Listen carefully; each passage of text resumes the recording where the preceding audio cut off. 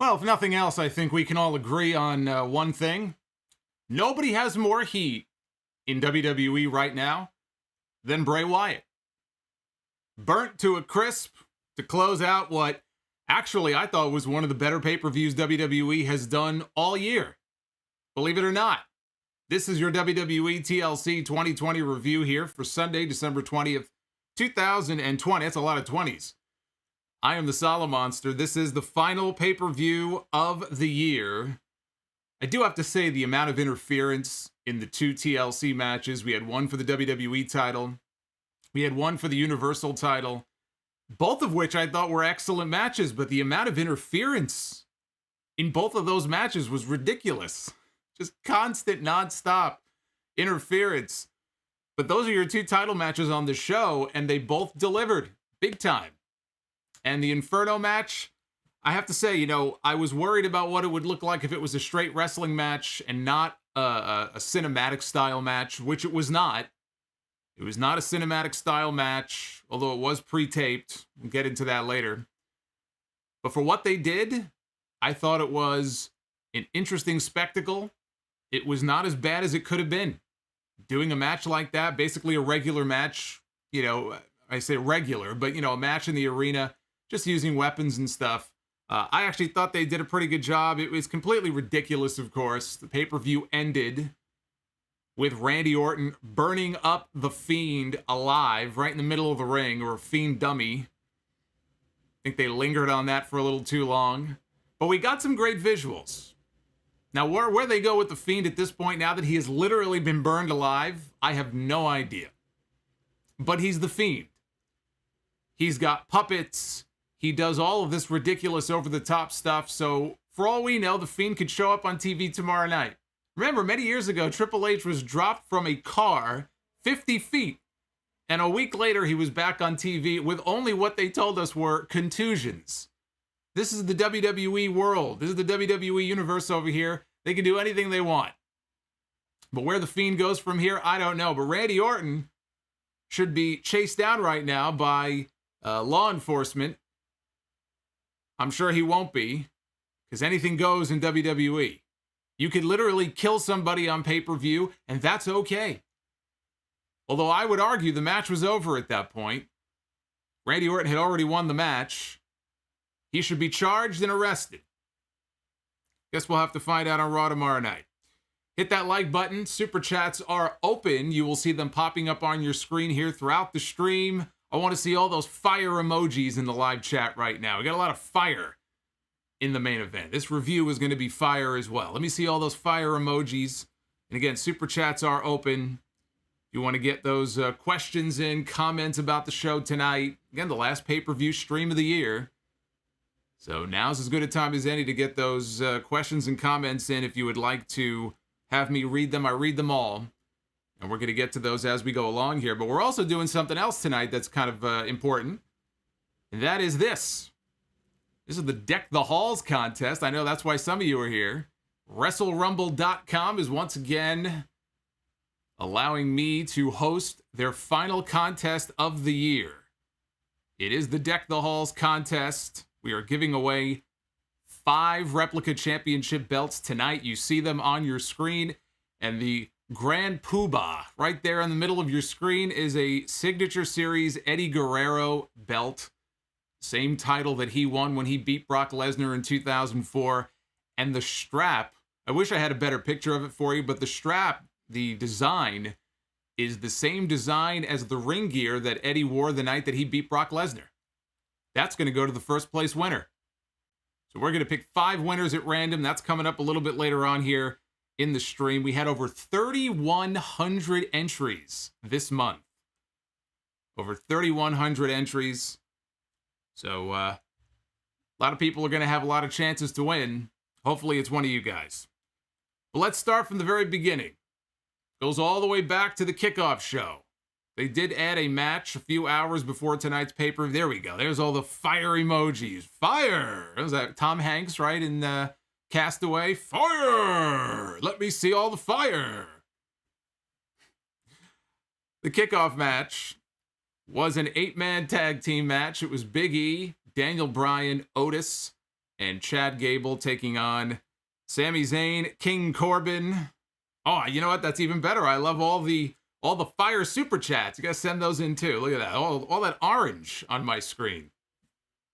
All that orange. Makes me feel very patriotic.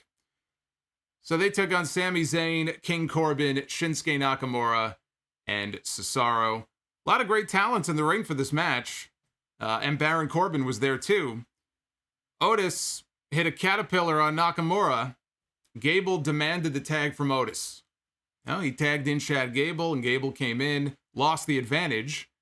But there was a great Chaos Theory spot where Gable had a muscle up Cesaro. Almost couldn't get him over, but he got him over for the Chaos Theory. Sami Zayn, who was hiding out at ringside, he gets back up on the apron.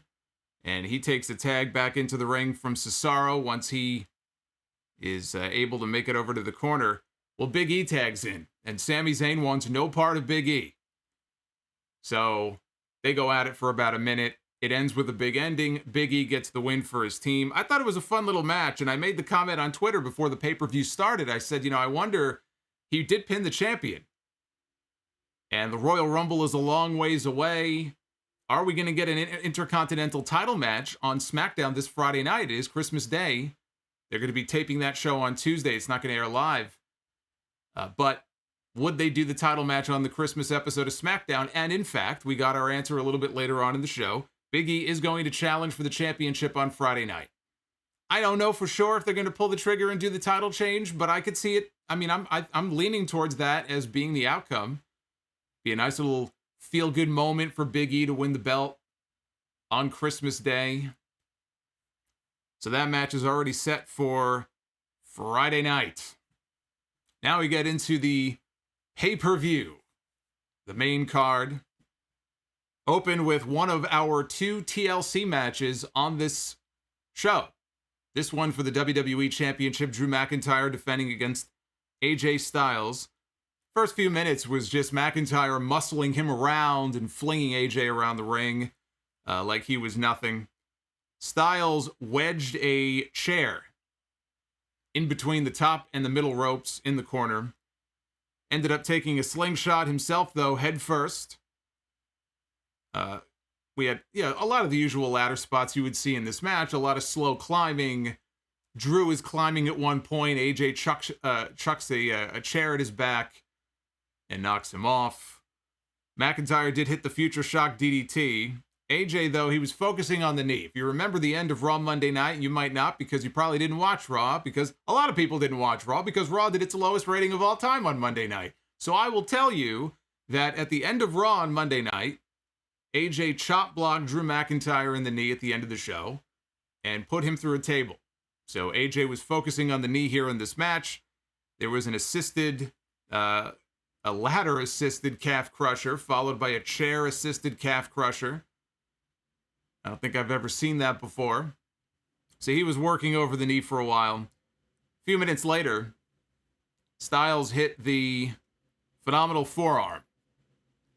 And Omos, don't forget AJ's bodyguard, the 17-foot-tall Omos. Outside the ring, he slides another ladder into the ring, and AJ begins to climb, but Drew is back up. And he press slams AJ off the ladder. And he walks over to the ropes, and he throws AJ. AJ goes ass over head, over the top rope, down through a table outside on the floor. So AJ is wiped out. Drew starts climbing when all of a sudden, who should run down but The Miz? Of course, The Miz has the Money in the Bank briefcase. John Morrison had it. Miz just ran down to the ring. Morrison was bringing it up the rear. And Miz powerbombs McIntyre off the ladder through a table. And he tells the referee, I want to cash in. I am ready to cash in my Money in the Bank. And so now this has turned into a triple threat match. And this is one of the ideas that I had floated on my predictions video from Thursday. Because we've never seen someone cash in the middle of a TLC match before to make that a triple threat. The only time we've seen anything like that is WrestleMania with Seth Rollins. And that was just a regular match that turned into a triple threat. So that's what happened here. Miz starts climbing. Almost, though, he gets into the ring, and he stops the Miz. And he grabs the Miz, and he is holding this man. He is cradling him like a little baby. He is cradling him like a child, trying to put him to sleep. He very casually walks over to the ropes, and as gently as you can possibly put somebody through a table, he reaches over, and he drops the Miz through a table outside the ring. That'd be the nicest table bump that anybody has ever taken. Morrison from behind, he takes a steel chair, obviously a gimmicked chair, and he shatters it across the back of Omos. The chair explodes, and the guy doesn't even flinch. Doesn't even react. I thought that was pretty badass. You want to get this guy over as a killer. I mean, you don't really have to do much because he's gigantic. I thought that was a cool spot. So he ended up chasing Morrison to the back, and we didn't see either of them again. Drew and AJ, they're both climbing the ladder slowly. Miz makes his way back into the ring. He sets up a ladder of his own right next to theirs. AJ gets knocked off. Now Miz and McIntyre are on top. They're ramming each other's heads into the ladder, and the Miz gets knocked off.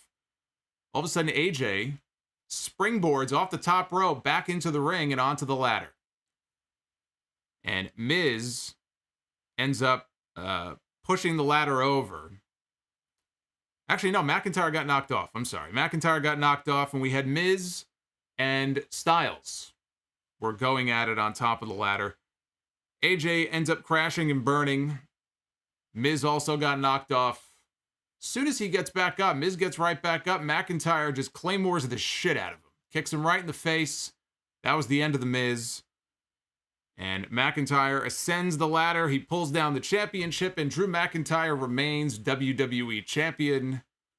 And the Money in the Bank briefcase is officially wasted for 2020. That briefcase was wasted. Let's be honest. That briefcase was wasted the minute they put it on Otis with no plan on what to do with it. Oh, it'll be funny. We'll just put the Money in the Bank on Otis. We'll figure it out as we go along. Well, they never did figure it out. And so it went from one guy to the next. It went from one comedy act on the show to another comedy act on the show. And so rest in peace, Money in the Bank briefcase. What a waste. Great match, though. Great match, I thought. It was the correct outcome. And The Miz, look, as far as The Miz goes, The Miz is a loser. The Miz should not be anywhere near the WWE title right now. Right now, he shouldn't be within spitting distance of the championship. I'm glad this Money in the Bank fiasco is over. I'm glad they didn't take the title right back away from Drew McIntyre. Frankly, I don't understand why they took the title off him in the first place, other than just to do a title change and then just have him, challenge for it on TV, try to pop a rating. I mean, what was the point of even taking the title off of him? Just to give Orton number 14? So I'm glad that it was an unsuccessful cash-in. Although I have to say, I don't remember the bell ringing after The Miz said that he wanted to cash in. Now, maybe I missed it, but I don't remember the bell ringing, and I'm hoping that that is not some backdoor way of him coming on TV tomorrow night and saying, well, I never officially cashed in, therefore I still have the Money in the Bank contract. I hope that is not what they're planning on doing, but I don't remember ever hearing a bell. I am surprised we didn't see Sheamus, though. AJ and Omos, they left him for dead on Monday night. I thought for sure that he would make an appearance here and help his buddy out and try to get revenge on those guys for what they did to him, so that was surprising. The fact that we didn't see him was a surprise. Damn it, Dan. Are you kidding me? Burn, baby, burn. Damn it, Dan, with a $100 super chat. Or Vince McMahon.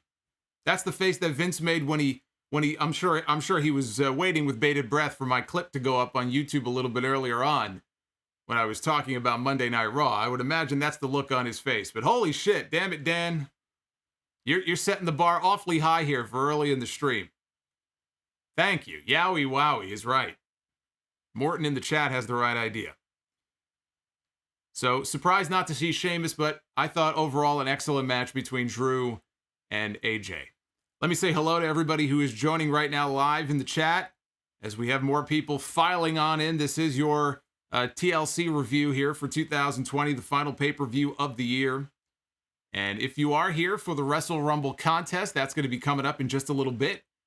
Again, picking 5 winners at random, so I promise you we're going to get to that soon enough. Oh, I love it. I love everybody in the chat. Look at this. Everybody's having a good time, even if you didn't have a good time watching the pay-per-view. Although, I'm curious to see where the Twitter poll is when we get to that a little bit later. Because again, I thought this was one of the better WWE shows of the year.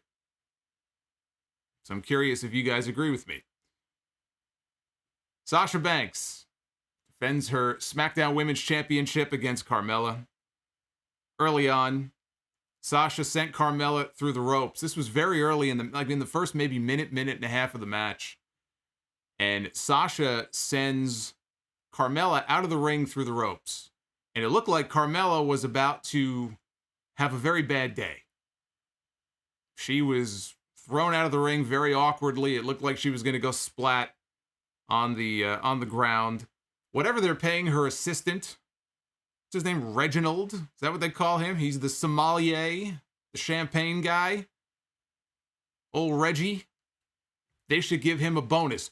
Whatever they gave to Sim Snuka at WrestleMania 25 when he did not catch The Undertaker and The Undertaker almost died, they should do the opposite and give this guy a bonus. Because he caught Carmella and probably saved this woman's life. Did old Reggie over here.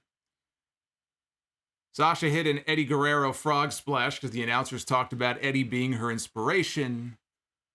Eddie was her idol. So she hit an Eddie Guerrero-esque frog splash off the top rope for a near fall. Carmella with the code of silence, and Sasha counters out of it, tries for the bank statement, but Carmella gets out of it instantly. Sasha tries again, locks it on when here comes Reggie. Saving his woman again. He pulls Carmella out of the ring, brings her to safety. Sasha off the apron hits Reggie with a Meteora. Carmella catches Sasha with 2 kicks to the head. She rolls Sasha back inside and tries to steal a win. Sasha, though, kicks out.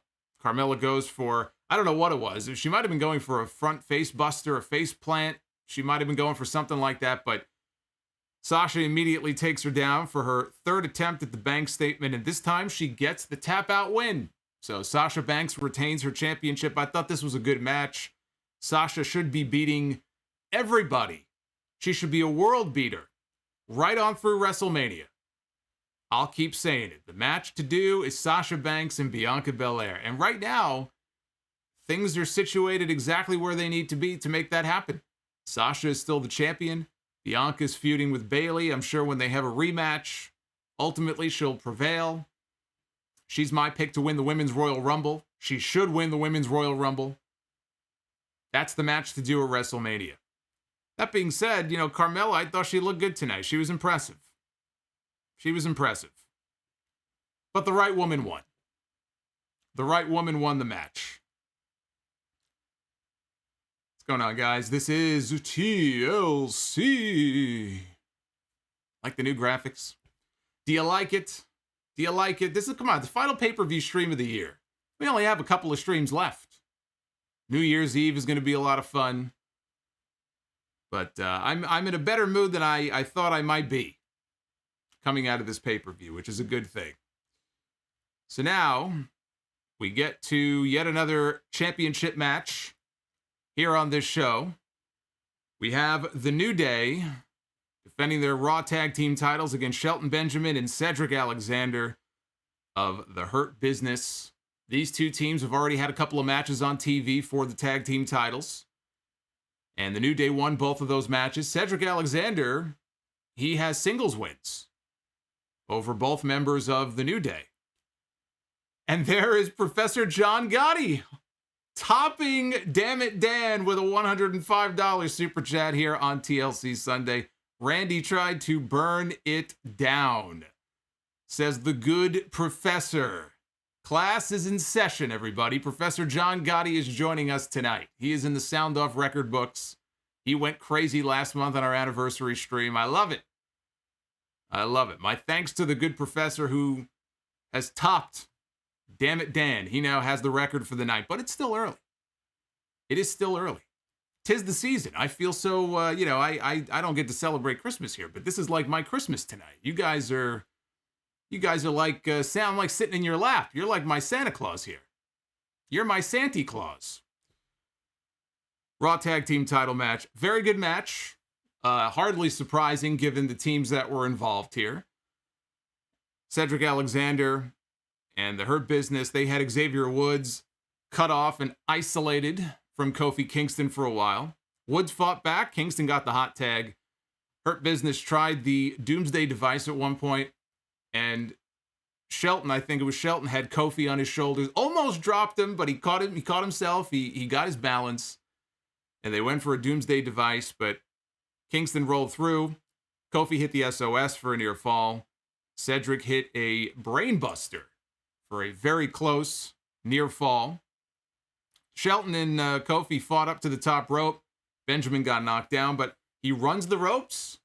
Back up he goes, hits a superplex off the top. So now Shelton is setting up for the finish. He's got this thing well in hand. And from behind, Cedric tags himself in. He runs over to Kofi Kingston and he hits the lumbar check. And Cedric Alexander basically steals the pin away from Shelton Benjamin, and the Hurt Business are the new Raw Tag Team Champions. Reign number, 10, I think, for the New Day. Reign number 10 has come to an end, as it should have. This is a title change that had to happen. This is a title change that is well-deserved. The Hurt Business has been one of the few things that I have actually liked on Raw all year long. Has been the stuff with MVP and all of his guys. And so that gives the tag team titles now and the United States Championship to MVP's crew. I would expect the Hardy Bros, right? Matt and Jeff. Yeah, dude. They'll be next in line, I think, for a shot at the Raw tag team titles. If for no other reason, because they don't have any other freaking tag teams. How many other tag teams do they have on Monday Night Raw? We've got the New Day, we've got the Hurt Business, and now we've got the Hardy Bros. Who else is there? Who am I missing? There's a very short list. So, Matt and Jeff getting a tag team title match is not really as impressive as it sounds. But again, much like the SmackDown Women's title match, the right people won here in this bout. And that brings us to the WWE Women's Tag Team titles. Nia Jax and Shayna Baszler defending against Asuka and a mystery partner. I would have expected them to, you look at this storyline, and I would have expected the payoff after all of the bullying and all of the abuse, physical and verbal and psychological, that Lana has had to endure on television, and we by having to watch this storyline for months now, that the payoff would be having a tables match where Lana gets to put Nia Jax through a table. And that is how Lana and Asuka win the women's tag team titles. Not that I was dying to see Asuka and Lana as tag team champions. Don't get me wrong. But if you're just looking at this from a logical storyline perspective, now we don't know why Lana is out for a few weeks. She's going to be gone about 3 or 4 weeks. I don't know if she's hurt. Maybe she's legitimately injured. Maybe she's got some kind of other commitment and she can't be on TV. So we don't know exactly why she's gone. But this is what they've been building to now for months. Would that not have made more sense after putting Lana through a table 9 straight times on TV? That the payoff is Lana puts Nia through a table and in doing so wins for her team the tag team titles. Now you might ask, well, how the hell is she going to powerbomb Nia Jax through a table? There's lots of ways to do it, right? Nia could have been up on the ropes in the corner. Table's already set up. Here comes Lana, just pushes her over. It was not to be. They shot an injury angle on TV on Monday night. And we were told that it is an elbow injury for Lana, an elbow injury and an MCL injury in her left knee. That is the diagnosis. So much for that payoff. To no one's surprise, I predicted this on Thursday, but believe me, I'm sure I'm not the only one who predicted this. I would expect that most people probably predicted who the mystery partner was going to be for Asuka here in this match. And Paul Hamilton, the Portland pop star, just dropped $200 on the stream. Holy shit. The Portland man himself is live in the chat tonight. I don't even know what to say other than thank you. He just knocked out Professor John Gotti and Damn It Dan. He just took the lead. Wow. Professor John Gotti bested by Paul Hamilton. Paul, what's going on? Paul's a good guy. We talk a lot. Paul's a good dude. Merry Christmas, Paul. Happy New Year. Thank you, brother. I appreciate that. Wow. See, he knew I was going to be talking about this Nia Jax match, and so he had to lift my spirits. Impeccable timing. Impeccable timing. So yeah, Charlotte Flair was the partner. Charlotte Flair was the mystery partner for Asuka. The last time we saw Charlotte Flair was back on television on June 22nd. We saw Charlotte Flair on Raw back on June 22nd. And who was she brawling with? Who was the person who injured Charlotte Flair in storyline? I have to specify storyline because when we talk about Nia Jax, she has racked up quite a few victims legitimately. This was a storyline injury, at least I think. So she injured Charlotte Flair on TV. She took her out. It only makes sense. Charlotte was due back any day now.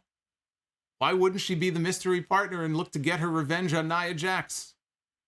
And that's exactly what happened. Out she comes. She is the mystery partner. 6 months off, though, and it's a shame that Charlotte didn't improve that damn moonsault. That's a shame. Hit the moonsault off the top rope out to the floor. Over-rotated again, landed on her feet. I don't know if it's just that she doesn't trust that the people are going to catch her. If it's just the fact that she's got these long-ass legs, because she is very tall. But, yeah, I know she's a gymnast and all that. I get that. But again, who exactly is that supposed to hurt? When you do a moonsault like that and you over-rotate and you land on your feet, yeah, it's like the bozos who do the dives, what Jim Ross was just going off on. I mean, if you're going to do one that actually looks like it's killing the other person, then fine. But unfortunately, it's the same old moonsault. But she wiped out Nia Jax and Shayna Baszler with it. And I'm just not sure what's supposed to be so devastating about it. Ha! Look at this. The professor is back. The professor is back. Professor John Gotti just dropped another C note here on the stream. We got a little competition going on here. We got a little battle going on here on the stream. TLC ain't over. We're getting a dark match here on the stream between Paul Hamilton and John Gotti. Gotta be careful. You don't want to piss off John Gotti. You don't want to get on his bad side. Man, you guys are killing it so far. We're only halfway through the card. We're not even close to being done here. Kirifuda clutch on Asuka. Flair makes the blind tag. Figure 4 on Baszler into the figure 8, but Nia Jax broke up the hold. Asuka hits a dive outside the ring, takes out Nia Jax. And Charlotte in the ring hits natural selection on Shayna Baszler, and she gets the pin to win the women's tag team titles. Up to that point, it was a pretty basic match. Nothing really special about it. I gave you the most exciting part of it just now. But it is yet another title for Charlotte Flair to add to her count. It boosts the number of championships up that she has now held in WWE. Now, part of the reason why I said on the predictions on Thursday, I made the comment and I said, if the mystery partner turns out to be Charlotte, then we have new champions. If it's anybody else, if it's Peyton Royce, if it's Lacey Evans, I mean, Naomi comes back, if it was anybody else, then Nia and Shayna retain and go on to defend next probably against Mandy and Dana Brooke. But part of the reason why I was so sure of a title change isn't just, oh, it's Charlotte Flair, was the fact that I realized that Charlotte has never been a women's tag team champion before. So you know they wanted her to hold that title at least once. No better time than the present time. Well, now she can claim that she's also been a women's tag team champion. You got to know how these people think. You got to know how they operate. So now we have Asuka 2 belts. And this could be the start of the build to another match, possibly at WrestleMania between Asuka and Charlotte Flair. I mean, I'm not really sure who else there is for Asuka to work with at WrestleMania, unless Vince McMahon is banking on a Becky Lynch return, which is probably a possibility. I'll be honest, I'm surprised that he didn't have her back in the ring a week after that baby dropped out. As soon as the baby came out, I'm surprised he didn't have her back in training at the PC the next day. But you really, I mean, the well runs dry, short of calling up somebody from NXT, and I don't want to put that evil on them. There aren't a lot of really great options for who to put in the ring with Asuka if she's still the champion, heading into, I mean, God, even the Royal Rumble, WrestleMania. But you've got a women's champion now who's one half of the tag team champions. You know how these things end. These things do not end well. Not only is there a history between these two women, but you know at some point they're not going to get along, or they're going to lose the belts and one is going to blame the other. So it looks like we may be headed to another match between Asuka and Charlotte Flair. And the one good thing about that, they have great matches together. Asuka and Charlotte, I can't remember them having a bad match. So if that is the direction, it's kind of played out, but at least we know what to expect when we get the two of them in the ring. That you can't really complain too harshly about. So surprisingly, they did not say, although now that we have the benefit of hindsight, we see what they did at the end of the show. It's pretty obvious why they ended with the match that they did. It would be a little weird for them to do a match like that in the arena, in the building. Somebody is murdered. And then we go back to Michael Cole or Tom Phillips, who just says, well, moving on. Can't really do that. So we got our other TLC match here, this one for the Universal Championship. Roman Reigns was, I guess, not the head of the table tonight. He was second to last, defending his championship against Kevin Owens. Reigns entered first. He was attacked by Owens in the ring before Owens could even make an entrance. Roman's music was still playing, and out from, I guess, the crowd or wherever he came from, here comes Kevin Owens.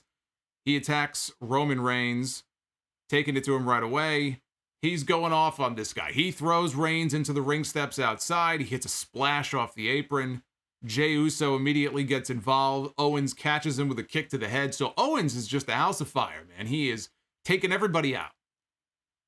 After what happened to him on SmackDown Friday night, he has had enough. He's fed up with this nonsense. And so he's batting these guys away all on his own. He hits Reigns with a chair, hits Uso with a chair. Uso went for a super kick. Owens hit him in the ankle. Then he Pillmanized the ankle. And I'm old enough to remember a time when you did an angle like that, where you, quote unquote, Pillmanized someone's ankle in a chair. And they were gone for months. They had a cast when we saw them on TV. It was a serious injury angle. Even Shawn Michaels, didn't he get Pillmanized by the throat by Kane many years ago? And blood's like shooting out of his mouth. And here, this guy basically, he got Pillmanized, and he was right back in the match, hobbling around on one leg a few minutes later like it was nothing. Oh well. What are you going to do? Referees came out to help Uso to the back. I have to say, the crowd noise they were playing in these last few matches, especially this one, I mean, look, it's better than having nothing at all, but my God, the friggin' soundtrack during this match was so friggin' loud. It was like, just dial it back a little bit. It was like unnaturally loud. They went overboard with it here in this match. Absurdly loud. Owens cleared off the announce desk. Roman caught him with a drive-by. He was about, I don't know, half a dozen shots with the ring steps in when he decided to throw him back in the ring, and he's beating on Owens with ladders, and he's beating on Owens with chairs. Owens fought back, had his fingertips on the title when who comes back out? But Jey Uso, on one leg. He comes back out, pulls him down. Roman Reigns hits the Superman punch. So now it's 2-on-1. Owens takes down Uso. He drops Reigns with a stunner. Roman rolls out to the floor. Owens hits a pop-up powerbomb to Jey Uso through the announce desk. And he buries Uso under the rubble of the table. So now Owens is back inside. And he is climbing the big dramatic climb. You know, can he do it? He's climbing the ladder. Roman Reigns, though, comes back in and stops him. And Reigns powerbombs Owens onto a ladder, which Michael Cole referred to as a spine buster through a table. So again, Roman Reigns powerbombs Kevin Owens onto a ladder. Michael Cole says, no, it is a spine buster through a table. Was he watching the same match that the rest of us were watching? Or did he skip ahead a little too far in his script? Because we did see that a little bit later on. It's like not only did he get the name of the move wrong, he got the object wrong. How does that happen? Naif Al-Safar. Vacation is over. Happy to be back on your stream, Solomonster. God bless you, brother. Look at this. The $100 super chat from Naif. Naif, I thank you. One of our loyal listeners on the podcast each and every week. He took a little vacay. Now he's back. He's live with us here on the stream. Thank you, brother. Reigns chokeslams Owens through a table outside the ring. Owens won't quit. Samoan drop through another table. No matter what he does to this man, Owens will not quit. He will not die. He will not go away.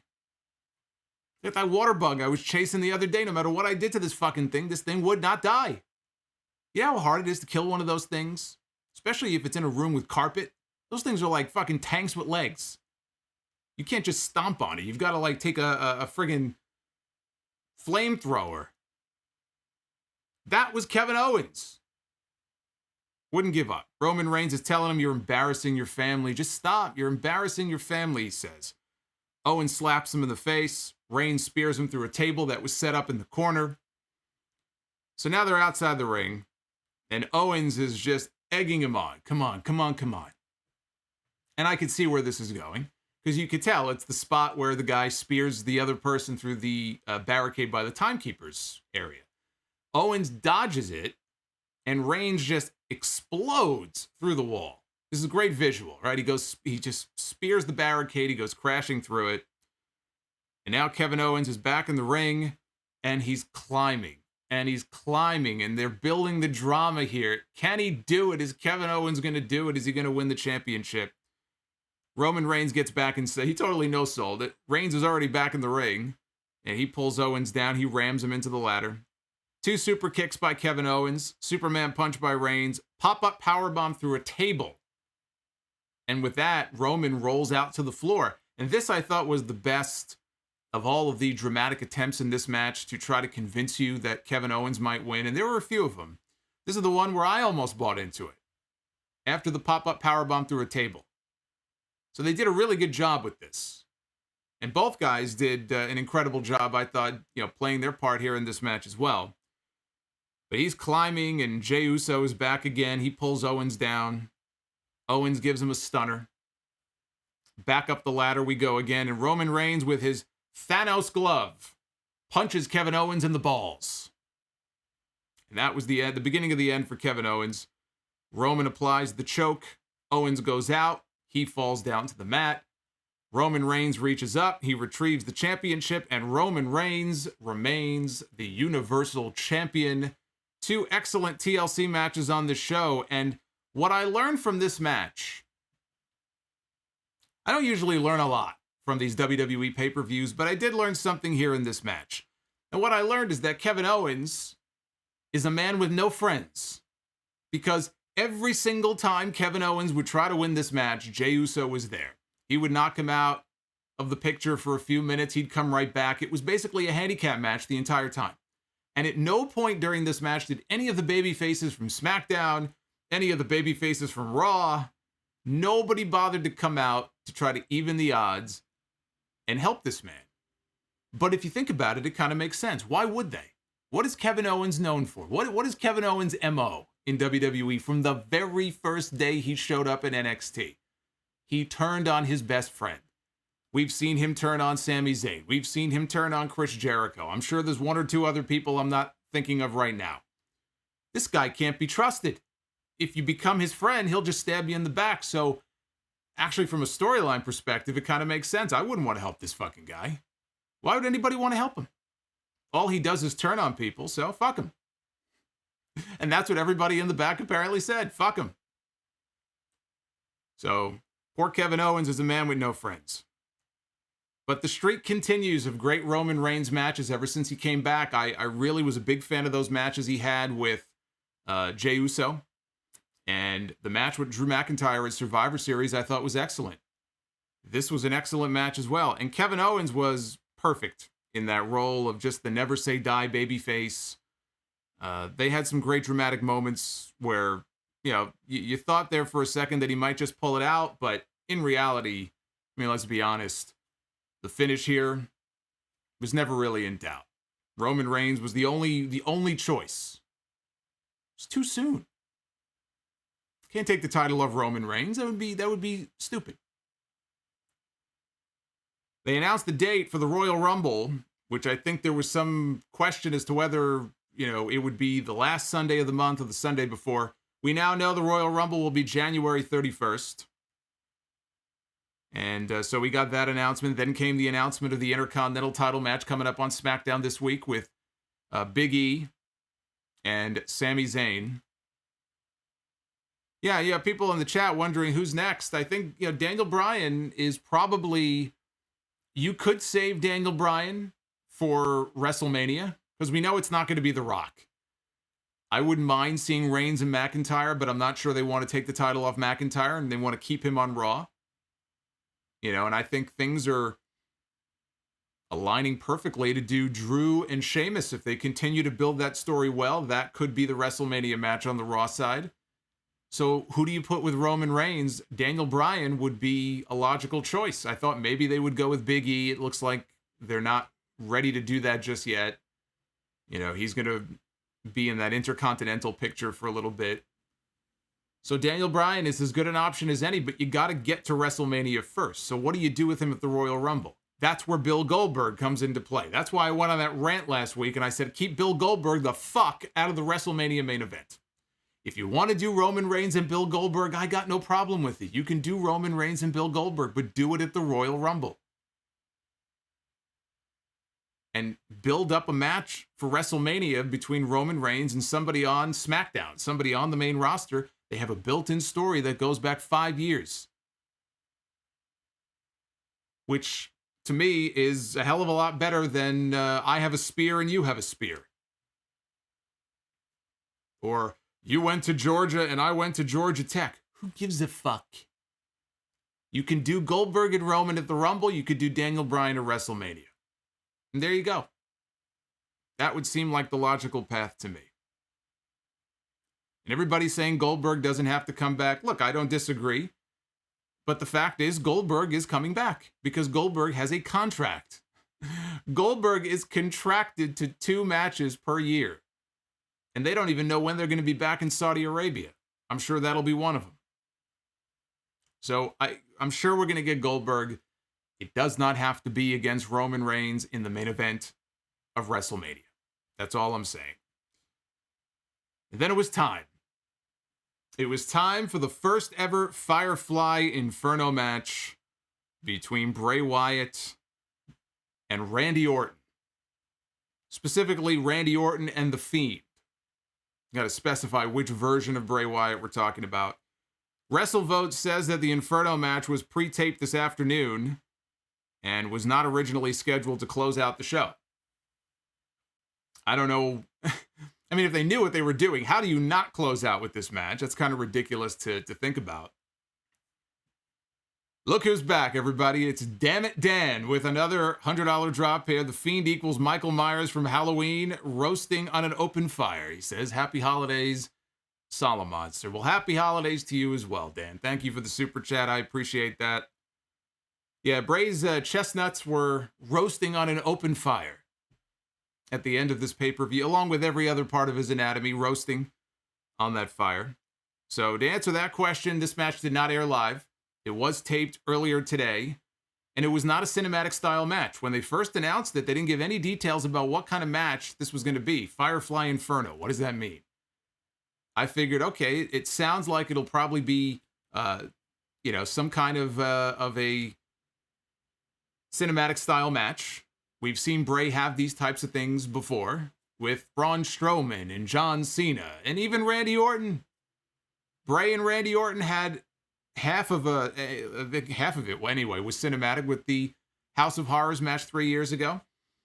I had no interest in seeing a straight up one-on-one wrestling match between Randy Orton and The Fiend. This was a hybrid. This was a wrestling match. This was not cinematic. This was in the arena.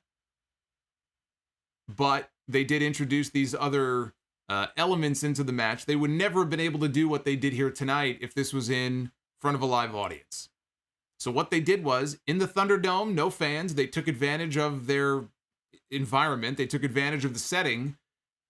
And they had some editing tricks up their sleeves.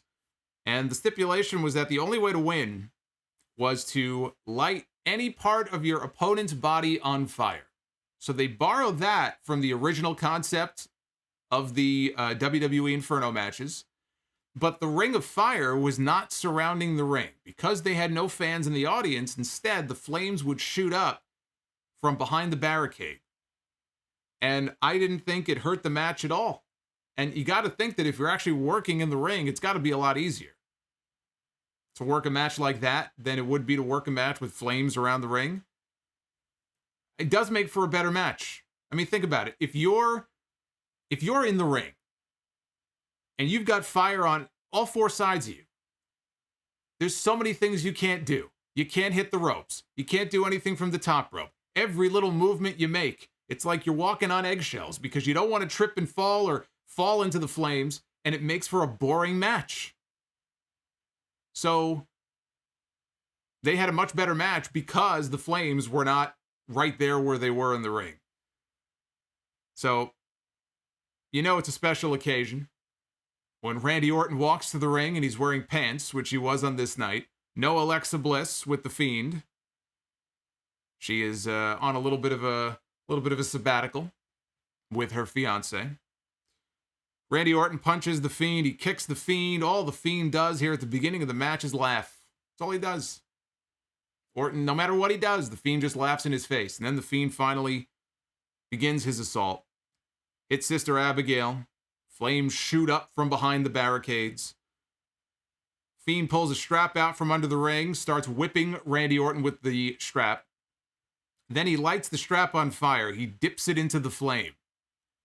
Now he's got this strap that's on fire, tries to whip Orton with it. Orton avoids. Back under the ring, the Fiend pulls out a pickaxe. Tries to hit Orton with it, but he misses.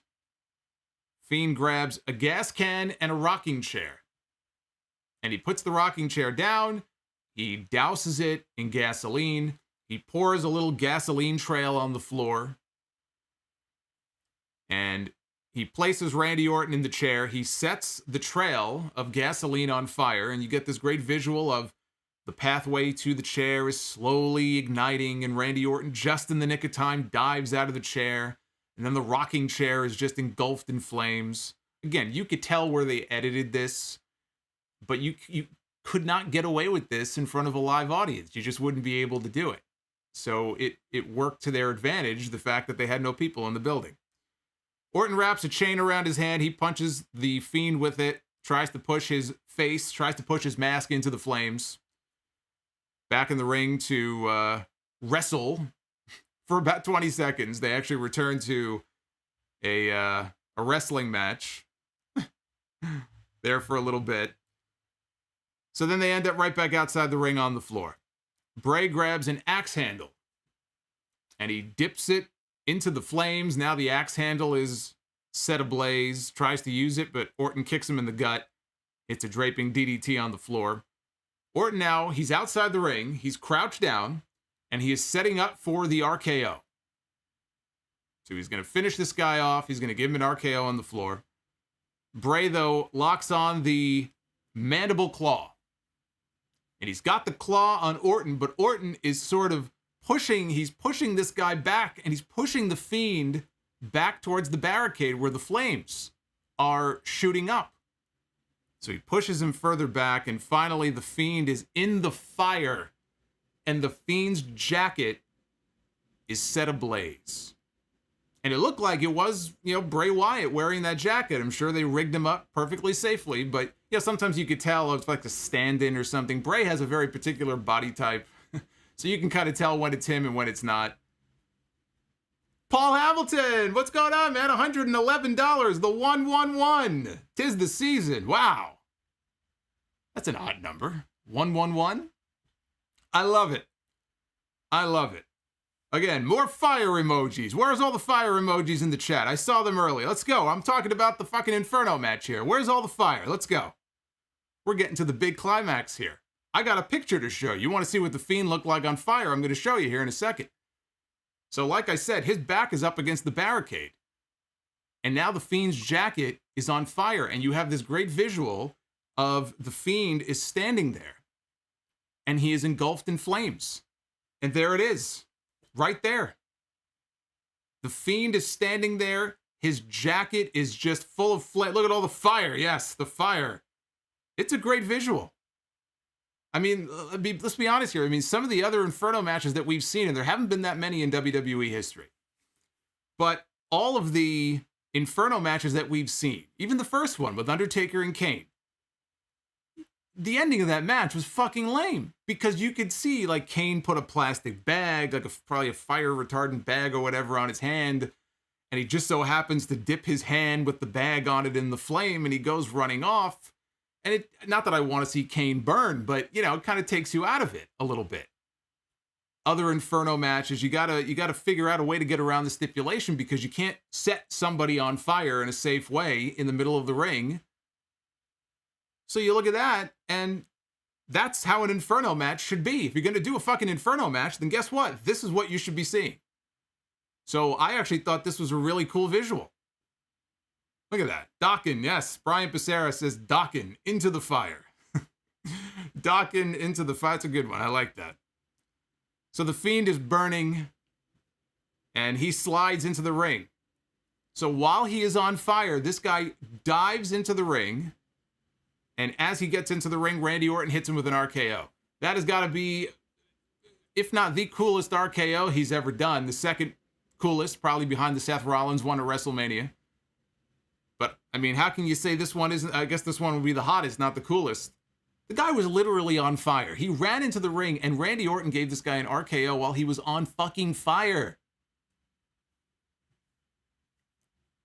So it was a fantastic visual. And I'm just thinking to myself, I'm thinking now, the match is over, right? The stipulation was that you have to set some part of your opponent's body on fire. So the match is over. Nobody is ringing a bell. Nobody is saying anything. And Randy Orton is getting some evil thoughts in his head. So Randy Orton goes outside the ring. He's not done yet. He brings a small gas can into the ring. And he douses the Fiend with it. Look at this. Kayfabe FTW is sickened by what he has seen here. Seth Rollins is sickened. So Orton brings a small little gas can into the ring, and he is slowly pouring it on the Fiend's body. He's pouring it on his face. He's pouring it on his chest and his legs and his arms. He's dousing this guy. He is dousing this man in gasoline. And he grabs a box of matches from outside, and he lights a match, and the announcers are begging him. Samoa Joe on commentary is just beside himself. Randy, don't do it. Don't do it, Randy. And he drops the match, and he sets the Fiend ablaze. Or a Fiend dummy. This was the one part which looked a little ridiculous, because you could tell it was a dummy. They lingered on it for too long. You could have just shown like a quick clip and then cut away and been like, oh, we're not going to show this. But they kind of lingered on it.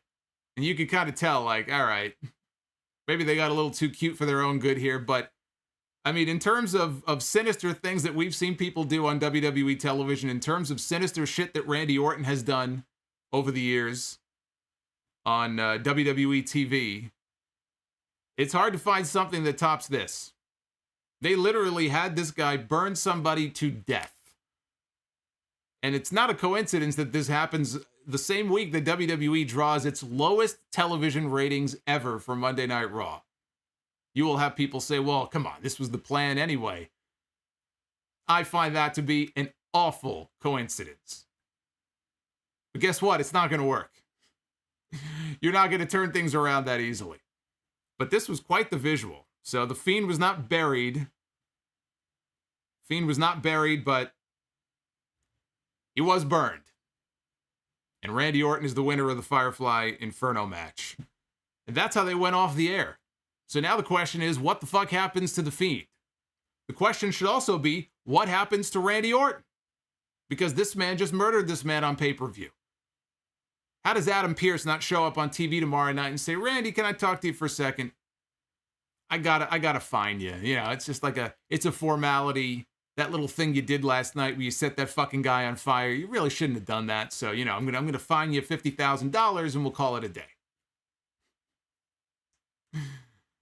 I don't know where this is going. I have no idea. And all the people saying that that's the end of the Fiend, rest in peace, Fiend, it's the Fiend.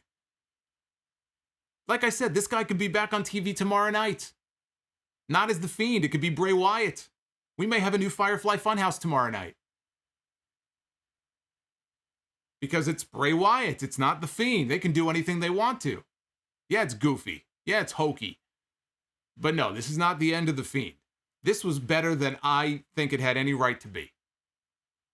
This match was better than I thought it would be. And if you're going to do an Inferno match in the traditional sense, you know what? They did it the right way. If somebody has to be set on fire, you can't say that they didn't deliver on that stipulation. They didn't light the guy's hand on fire. They didn't light the guy's pinky toe on fire. So I look back at this pay-per-view and I think that this was one of the best shows that they've put on all year long. You know, these guys went out there tonight. Drew McIntyre and AJ Styles, Roman Reigns and Kevin Owens. And they killed it. They killed themselves, but they killed it. I don't really think there was a bad match on the entire show. So, let's see if you guys agree. We'll take a look here at the Twitter poll results. Then we'll get to your comments and all of your super chats. Really? See, I find that a little surprising. I thought that number would be a little bit higher. Thumbs up, 69%. 69.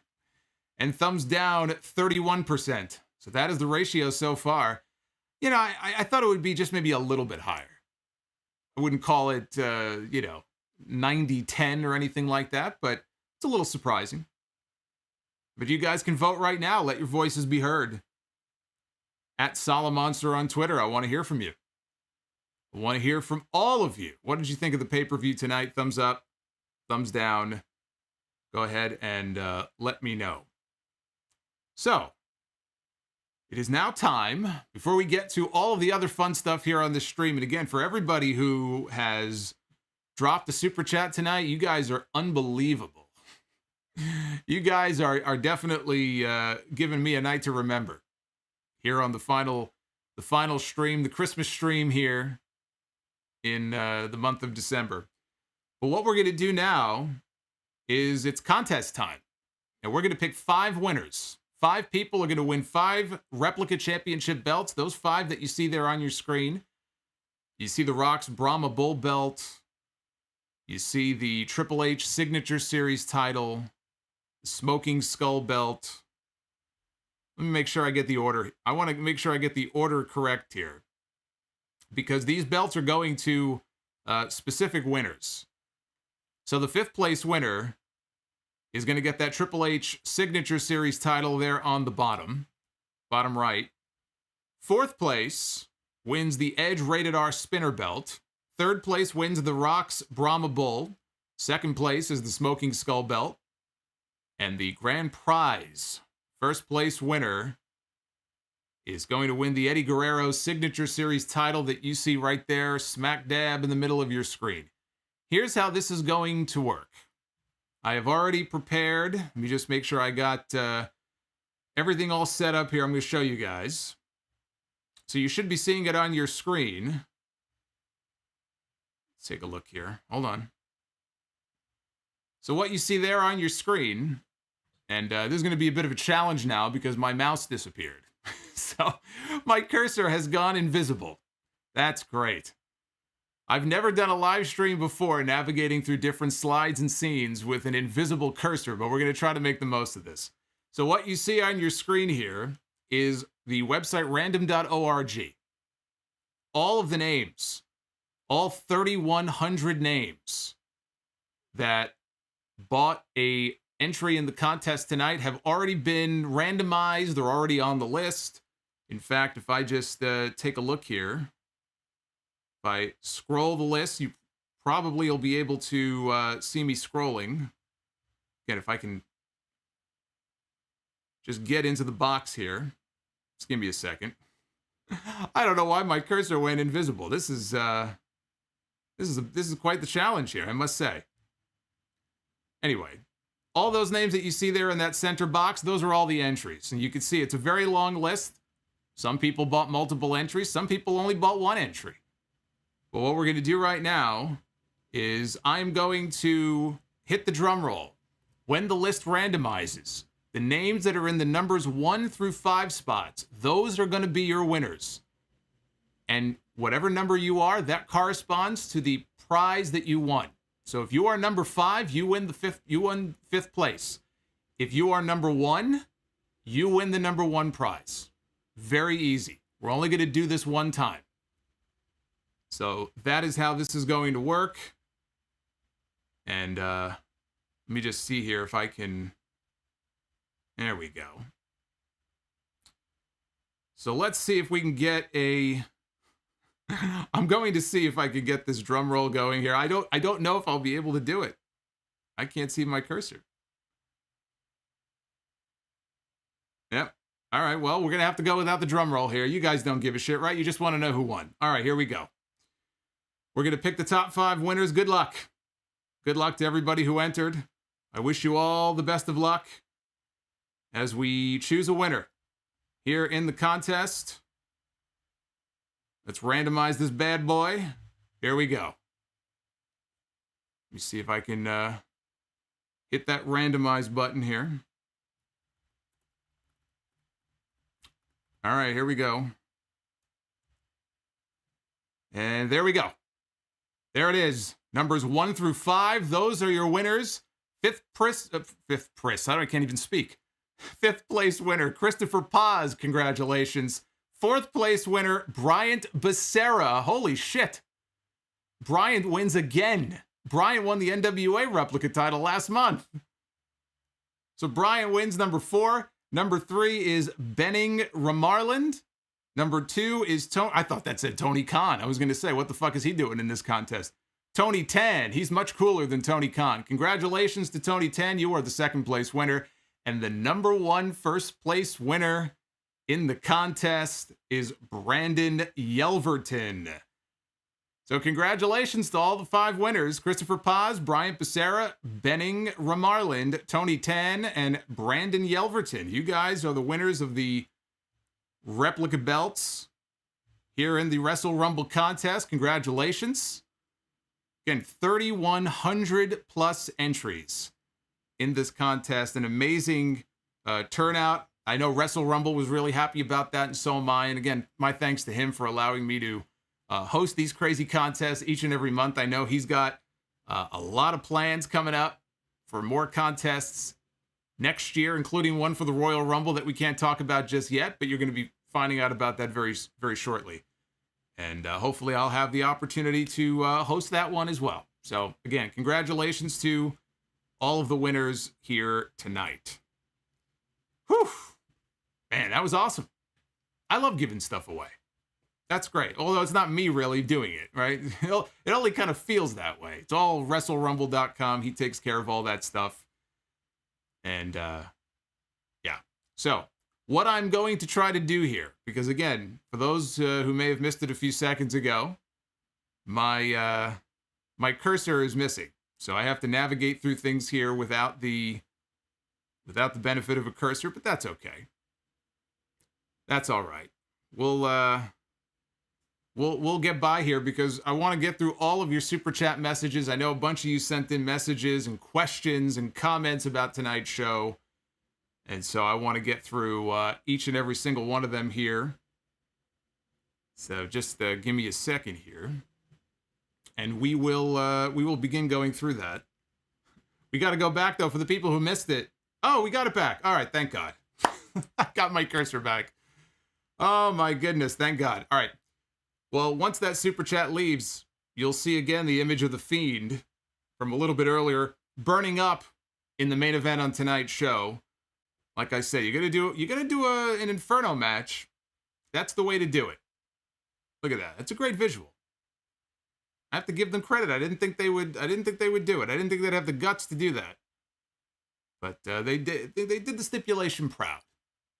I think it's safe to say they did the stipulation proud here tonight. So let us go ahead and take a look here at your super chats. Got a whole bunch of them here, man.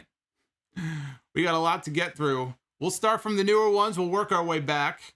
Andy M with the $5. If John Cena had one match at Wrestle Kingdom, who would you book him against? John Cena. Wrestle Kingdom is coming up in a couple of weeks. For those of you who are New Japan fans, or even if you just check out Wrestle Kingdom every year, that's going to be a fun 2 days, back-to-back nights again at the Tokyo Dome.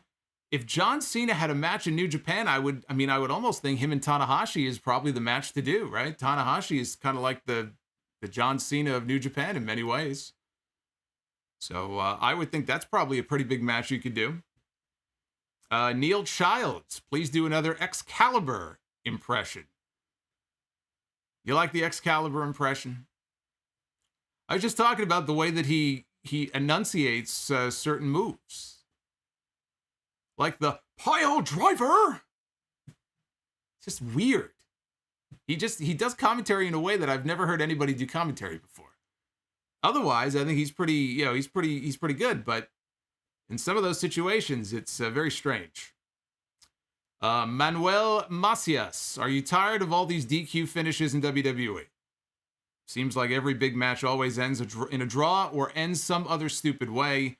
Also, when do you think AJ Styles will win another world title? AJ, I'm sure before it's all said and done for him, he'll have at least one more. Maybe as a babyface. I don't know when that's going to be. Yeah, they do way too many DQs. Way too many DQs, way too many roll-ups, way too many dives, but that's not just the WWE problem. So they have to dial some of that stuff back. Professor John Gotti with a very tame $5 super chat. Thank you to him for all of his support tonight. Says the real MVP tonight is the Fiend's hair for not catching fire. Well, that's, I'm sure, look, if it did catch fire, they wouldn't have shown it. It was edited. It was, all that. Devin is very upset. Devin is screaming scam and rigged because he didn't win the contest. Well, boo-hoo. It's a contest. Sometimes you win and sometimes you lose. That's why we do it on random.org. That's why we do it live. You saw it yourself. You hit the randomize button, it randomizes the list. Sometimes your name is called and sometimes it isn't. You know how many entries some of these people in the contest buy? I got a tweet the other day from somebody who spent $50 on entries in the contest, and guess what? He didn't win. So don't be a sore loser. Don't be a sore loser. Hugh Jazz, one of my favorite super chatters. When should the Fiend return, and will he have a new mask? Well, he'll have to, I guess, right? It'll have to be some kind of new mask that he'll have to have. Yeah, Chris in the chat says he bought 20 of them. I would have done the same thing if I was allowed to enter the contest. I mean, why not, right? But I wouldn't act like a child if I didn't win. Neil Childs, ironically, says, "What's your all-time favorite New Japan match?" New Japan match. Ooh, that's tough. I've seen some awesome ones. Wow. I mean, the Omega Okada stuff, the second match, I think it was the second one that they had, is it's up there. I mean, if that's not it, you know what? Probably it was either AJ Styles and Minoru Suzuki, or I don't know. I have to think about that. AJ and Suzuki, though, was pretty high up on the list. I think that was from the G1 a few years ago. That was a pretty awesome match. Let's keep going through these here. Ali Nadim. They should keep the Fiend off of TV for a while after this. Knowing WWE, he'll be back in a week. And the announcers will say he has multiple contusions. Well, that does sound like something they would do. Julian Shaw, thank you, man, for the $10. I appreciate that. Giovanni Zarate, dropping $50. Wow. No message. Just wanted to show some support for the channel. That's very cool. I appreciate that. The genius in the chat says he bought 5,000 and still lost 5,000. Well, we didn't even have 5,000 entries. I don't believe you. I don't believe you. Crash with the $2. What about the Inferno match with Kane and MVP?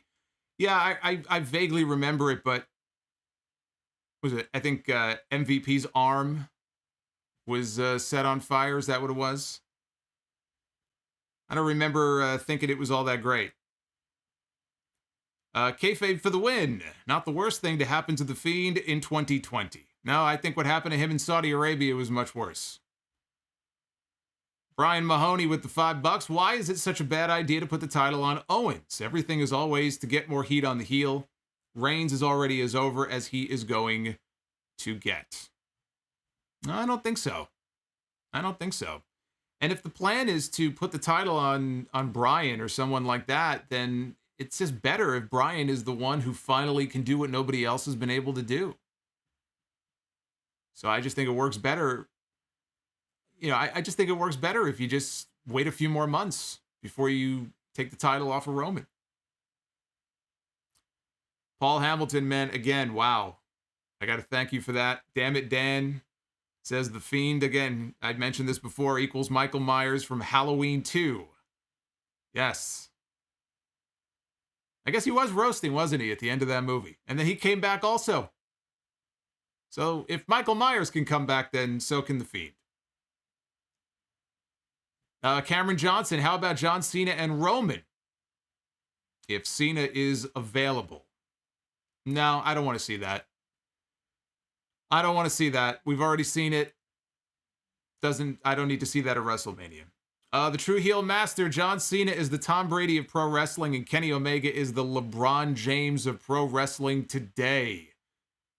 You are going to get more heat from some of these folks in the chat than Bray Wyatt had at the end of this pay-per-view tonight.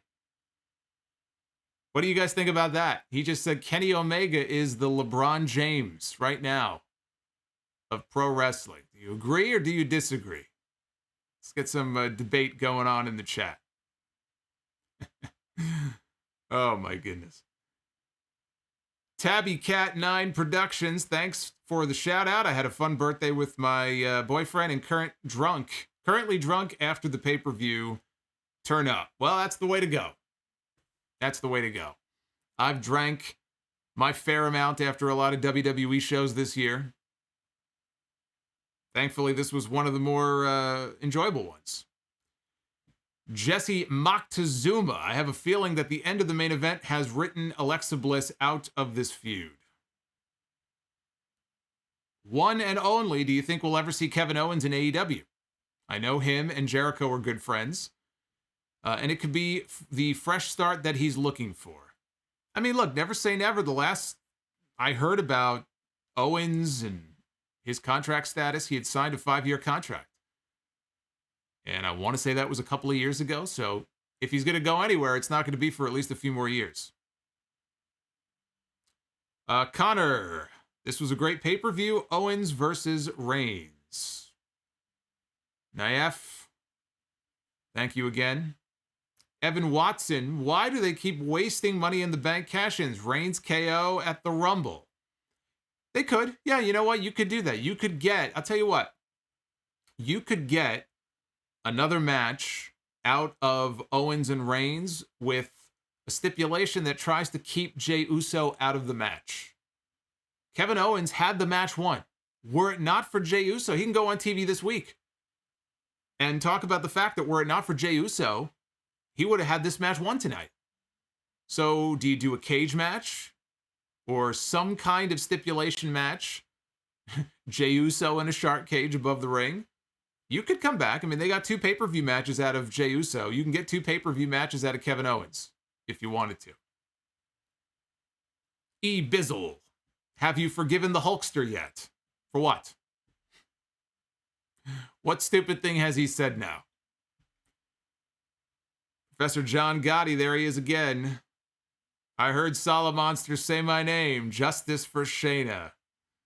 Zero Pile. A lot of people telling me that TLC was the best pay-per-view of the year. Those pay-per-views this year have been very hit or miss.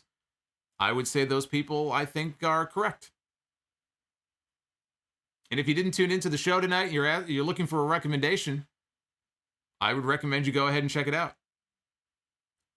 Paul Hamilton from earlier, great pay-per-view.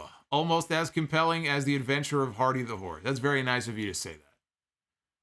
Alex Jimenez, what wrestling books would you most recommend? I've been using Audible. Audible's got a lot of great ones. Of course, we have a link. You can get your book for free, which I don't know why you wouldn't. audibletrial.com/Solomonster. They got a ton of great ones up there. I know they have the Bob Holly book, The Hardcore Truth, which I highly recommend. There's a book review on the YouTube channel from about, 6 years ago that I did. Great book. Justin Roberts, Best Seat in the House. That's up there as well. Jim Ross, at least one of his books. I think his more recent book is up there. I don't know if I don't think Bret Hart's book is. Daniel Bryan's book. I've heard great things about Daniel Bryan's book. That's on Audible. I know that. So take your pick. I would recommend any of those. I've heard good things also about Hornswoggle. Dylan Postal. His book is on there too. Marcus Brown, thank you for the 15. Darius Smith, Justice for Shayna. I've seen that a few times now. Is this a hashtag that's trending tonight? I don't know. I haven't checked my Twitter timeline since I went live, so I don't know. He says he's starting a movement. She should not be eating pins like that. Well, it's Charlotte Flair. What do you expect? Everybody lays down for the queen. That's how it works in WWE. Rizzo, why do you think they didn't give Money in the Bank to AJ? If I remember correctly, didn't AJ have the briefcase but dropped it and Otis caught it? That is how Otis won. From the moment Otis won Money in the Bank, it was treated like a joke. And that's why it failed. They didn't have a plan for it, and they treated it like a joke. It went from one joke to the next. You could have given it to AJ Styles. I think AJ was my pick. I think when I did my predictions on who would win Money in the Bank or who I was hoping would win Money in the Bank, I think AJ Styles was my pick. So I agree. He would have been a fine choice. There's Damn It Dan again. Chris Quillman, which Icon episode are you looking forward to the most? Are those the A&E documentaries that they're working on with WWE? Because if not, I don't know what you're talking about. And if that is what you're talking about, I don't remember the entire list of documentaries they're doing. I know they're doing one, I think, on Stone Cold. I don't remember the other ones. Rodimus Prime, good pay-per-view overall, but that last match was fire. LGBTQ pro wrestling community with the 5. Charlotte looked incredible, and we're happy she is back. We also think that this might set up Asuka Charlotte Part 2 at WrestleMania 37. A lot of people still upset about what happened to WrestleMania 36. She had an excellent match with Rhea Ripley, but you look at the year Rhea Ripley has had, she really never recovered from that level where she was. She really hasn't risen back up to that level since that loss to Charlotte. Erasmo Solis. Great show overall. Are you convinced Roman is officially a heel? He was made to look like Edge in 2006. He does feel like a bigger superstar than before. Maybe even the biggest right now. there could be no debate about what he is. I mean, what more does he have to do outside of doing what Randy Orton did tonight and setting people on fire? The guy's a fucking heel. TC. I love that the entirety of that shitty 3-month Lana Nia storyline was just a vehicle to put another belt on Charlotte. First time online, this company hates Bray Wyatt. Then why did they give him the main event? There's Devin again. Devin challenges me to a paddle on a pole match, sir. I accept.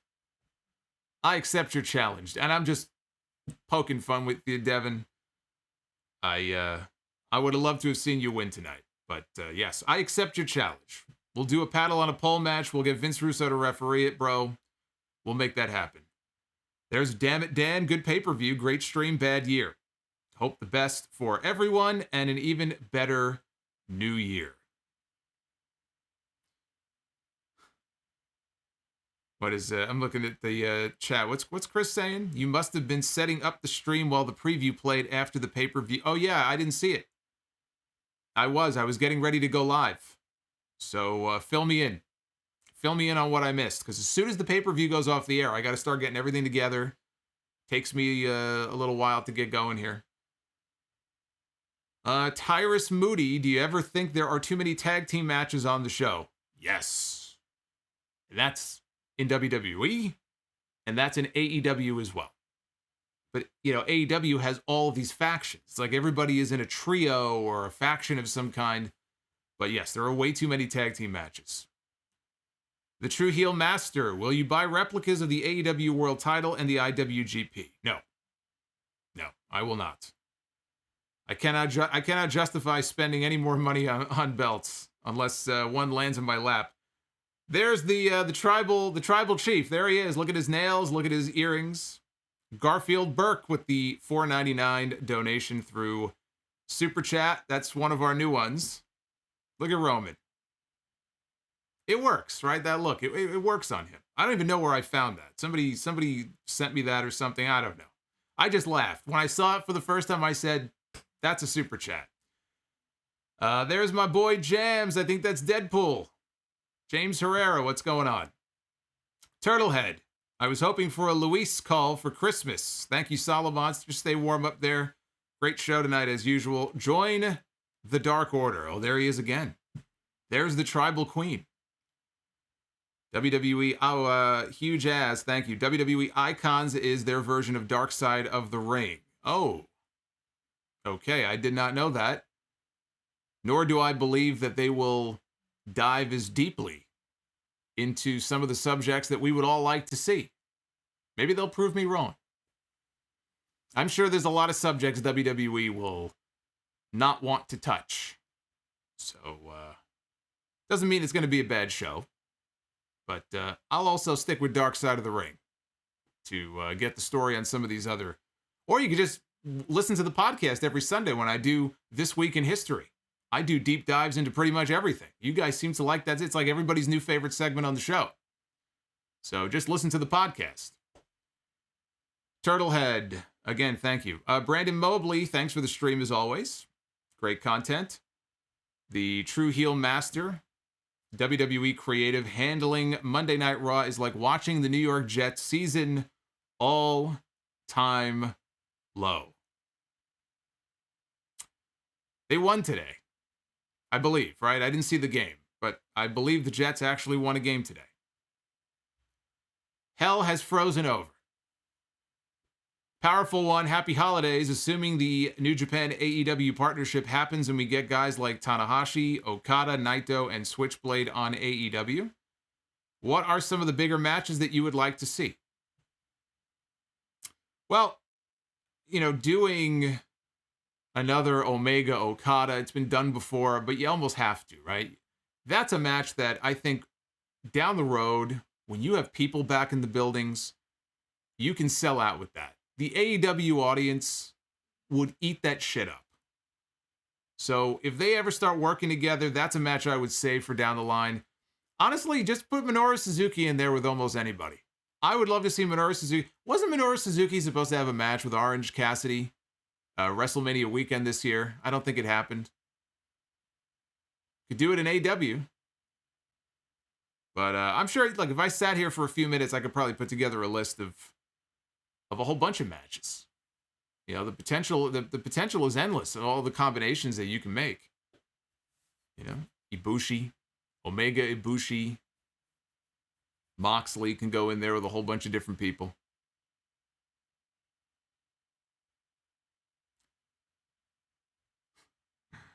Chris just reminded me that some of those super chats were from a few days ago. All right, that's all right. I was wondering where all these AEW questions were coming from. All right, good. So I got to catch up with the new ones. There we go. I was so into the super chats, I stopped looking at the date. It's like, boy, there's a lot of AEW questions here on the TLC stream. There we go. Now we're all caught up. All right, Chris. I took the L. All right, you pointed it out to me. I'm a moron. Thank you for pointing it out. He says, you mook. I don't think I've been called that before. I've been called worse. But, all right, I think we're all caught up now. There we go. There, I see Devin's challenge to the paddle on a pole. There we go. Oh, my goodness. Oh, you guys killed it. Paul E. in the chat says RSPW Rewind is always going to be his favorite segment. Look, I don't care what your favorite segment is. As long as you're enjoying the content, that's all that matters to me. So if you love RSPW Rewind, you're going to get more of them. I know you're not getting them as often as you might like, but there's only so many posts. I have to preserve content here. But RSPW, history, the inboxes, the more inboxes I'm going to be doing. As long as you guys enjoy the content, man, that's all that matters. And if you have ideas for other content that you'd like to see, by all means, the Solomonster@gmail.com, @Solomonster on Twitter. I'm always open to ideas and suggestions. You guys help, run this place here. You run the joint. So you tell me what you want to see and what you want to hear. J-Dub, no. He says, did someone donate $700? No, I think I would know if somebody did. No, nobody donated $700. So yes, thank you for bringing that up, call it in the chat. Wednesday night, I usually go live for AEW. AEW this week is being preempted by NBA basketball. Not even preempted. It's being pushed back a little bit. I am not staying up and reviewing AEW at midnight. So if I go live on Wednesday, I'm probably doing an NXT review this week. I haven't done a live NXT review since October. I do them from time to time if AEW is preempted. So most likely, that is where I will be putting my reviewing attention on Wednesday. So even if you're an AEW fan, hopefully you can come on in and hang out with me. It'll be fun. It'll be fun. That'll be the last stream before Christmas. Coming up on Wednesday night. Frost says do NXT. All right, we'll do NXT. We'll plan to do... what is it? I don't even know what the game is. What is the game on Wednesday? Is it the Lakers? Is that what it is? Anyway. Chris in the chat is very excited. He didn't even know Triple H had his own signature series title. Yeah, some wrestlers do. Undertaker, they gave him a custom title that looks pretty cool. Yeah, they probably have them all on WWE Shop. If you go take a look at the list of special belts. They had a China one, right? Didn't they do a special Intercontinental title for China? Any way to make money off her, right? For years, she was persona non grata. Then she died. Now they try to make as much money off her as they possibly can. That's how it works. That's how it works. Lakers and Celtics. All right, apparently that's the game. Lakers and Celtics is the game coming up on Wednesday night. Well, I will tell you that I will not be watching the Lakers and the Celtics. That I can tell you. So yeah, I got an early wake up on Thursday. I can't be going live at midnight if that's when AEW is going to go on. Paul Heyman with the super chat.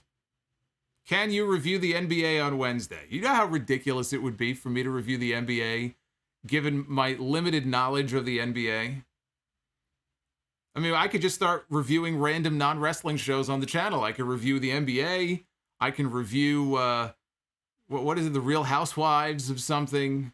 Love and Hip Hop. Oh yeah, that would go over really well. That would be a train wreck, is what that would be. So I don't think that's gonna work. Powerful one. Sorry about that, Solomonster. I don't know what happened there. My real question is a buy or sell on which is the better feud between the two top guys of their companies, Okada and Tanahashi or Rock and Stone Cold Steve Austin. I mean, come on. Now, yeah, I'm a Rock and Stone Cold guy. That's. I mean, I wasn't a young child, but I consider that, part of my my wrestling youth. Part of what I grew up on. I grew up on Hogan, Savage, and all of them, but Austin Rock, you can't top that. But you know what? To a Japanese wrestling fan, they probably would have a different opinion on that. But for me, it's got to be Austin Rock. I can't vote against that. Cannot vote against Austin and Rock. It's hard to top that. What else we got here? Will WWE Icons cover China's post-WWE life? I don't know. I don't even know what subjects are going to be part of the first season. As soon as we're done here, I'm going to go look up information on it and find out. This is the first I'm hearing about it. I didn't see it when they announced it after the pay-per-view because I was getting ready to go live on YouTube. Somebody says, I did a podcast in a Swedish voice. You can review the NBA. Well, that was Swedish Solomonster. What episode? Was that like episode 256 or something? Yeah, he was my cousin. We don't talk anymore. We're estranged. He's on that side of the family that I don't interact with anymore. How is it being a Mets fan? It's brutal. But I have high hopes now. The owner he's a big Mets fan. The new owner, he's very engaged on social media. He's taking a lot of feedback and suggestions from the fans, which can be very dangerous. I am cautiously optimistic. Chris, yeah, I think I saw your comment about the icons. We all caught up here? Pat McAfee, Stone Cold was money. Yeah, Stone Cold was on Pat McAfee's show. I saw a few clips, and it was a lot of fun. You can find all the McAfee stuff, by the way. He's got his own YouTube channel, so all that stuff is up there. One thing I have not seen, and it went on the network today, is the new Broken Skull Sessions with Drew McIntyre. So if any of you guys saw it, let me know what you thought. I'm not as excited to see that as I am some of the other ones, but I'm sure it's still very good. Hashway says, I did not hear you read my super chat from before. Oh, I'm sorry I missed it. I will go back and see if I can find it. Quick question. I love the light in the background. What is it called? Because I want to buy something like it. That is an RGB LED light. And I don't know offhand the exact one. I don't have it in front of me. But you can find a whole bunch of lights like that on Amazon. They're not that expensive. I think this one cost me $80, which compared to some of the other equipment and stuff, $80 is nothing. So I just thought it was cool. And I thought it would be something just to kind of light things up in the background a little bit. And I love it. It's great. I bought a tripod, so it screws. It's got the mount, screws right into the tripod, reflects off the wall. And yeah, just type in RGB LED lights. It's like a small rectangular shape. This one has a whole bunch of different modes. You could do straight colors. You could do red, green, blue. But it's got all kinds of settings. I don't want to give you guys a seizure because I could also do strobe lighting. It's got a setting for police and ambulance, like sirens, thunder and lightning, candlelight. We keep it simple, though, with the rotating light. Orlando says he's watching the Broken Skull Sessions, and it's pretty good. All right, I will have to check that out. CJ, one of our mods in the chat. What's going on, CJ? I hope you're having a good night. Why don't you ever do a show with your brother? He doesn't want to come on. That's the honest answer. I've like jokingly suggested before, why don't you come on in here? He just gave me he just gave me the stink eye and he walked off. So yes, the answer is he doesn't want to come on. He's very shy. He's like a Shy Guy from Mario Brothers.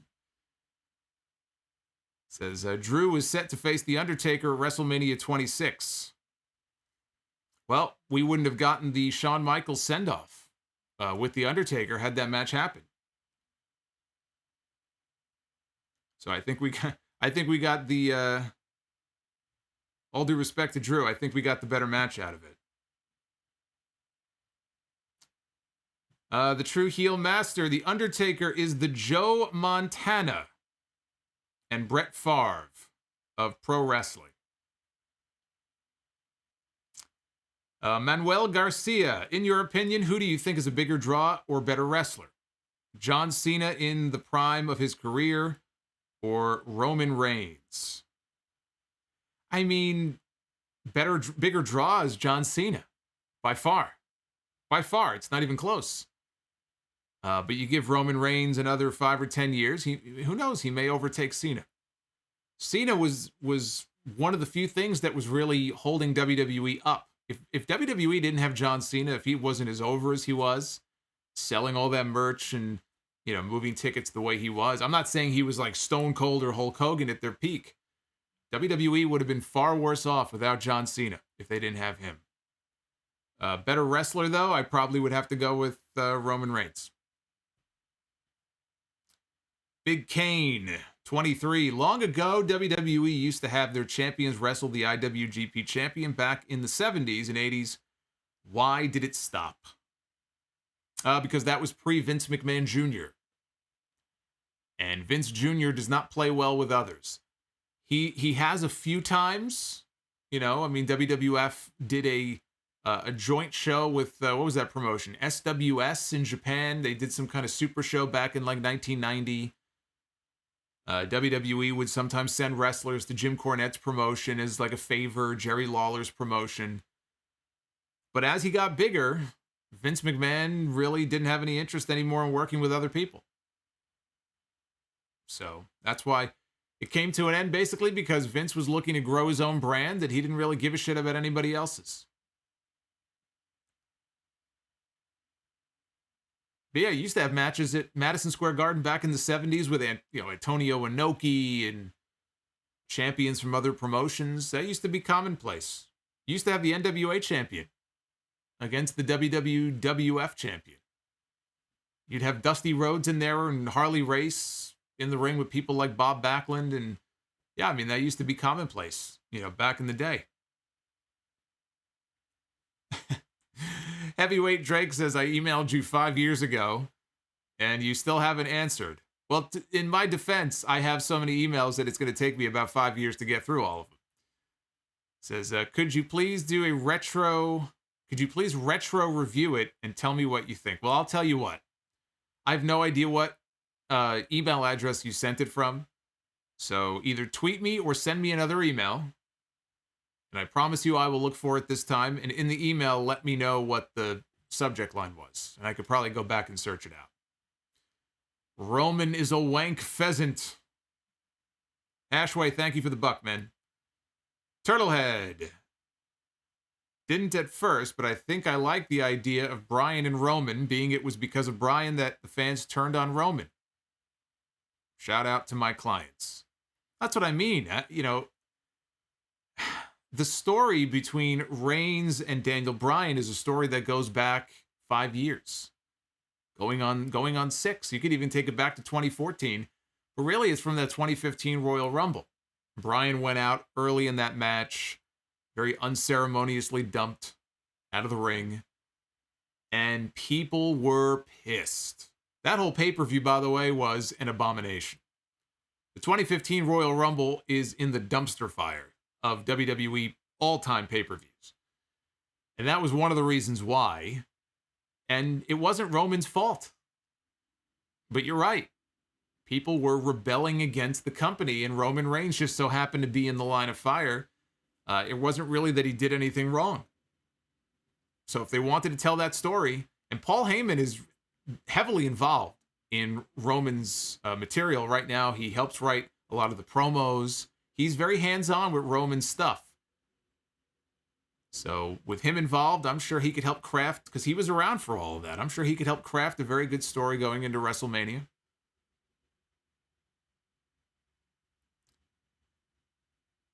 Drew says, sorry to say, but the writing sucked with Roman.